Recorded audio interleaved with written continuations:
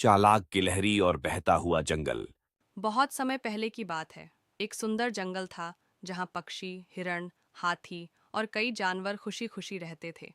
उस जंगल में एक छोटी गिलहरी भी थी जिसका नाम चिक्की था। वह बहुत चतुर थी और हमेशा नई नई चीजें सीखने में लगी रहती थी। एक दिन जंगल के सभी जानवर बहुत परेशान हो गए। उन्होंने देखा कि उनका जंगल धीरे धीरे बह रहा था। पेड़ झुक रहे थे, जमीन फट रही थी और घास के टुकड़े पानी में तैरने लगे बंदर थे। चिल्लाया, हमारा जंगल कहीं जा रहा है। हाथी घबराया, अगर ऐसा ही रहा तो हमारे पास रहने की जगह नहीं बचेगी। सब जानवर डर गए, लेकिन छोटी गिलहरी चिक्की चुपचाप सोचने लगी। उसने ध्यान दिया कि जंगल का एक हिस्सा दलदली जमीन पर था और तेज बारिश की वजह से मिट्टी गीली हो गई थी। इससे पानी जंगल को धीरे धीरे बहाकर ले जा रहा था।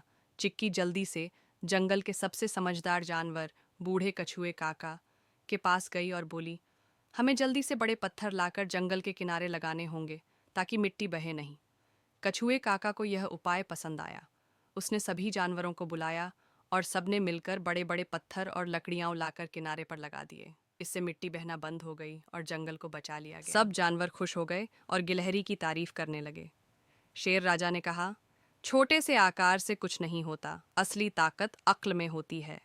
शिक्षा, बुद्धि से बड़ी मुसीबत को भी हल किया जा सकता है।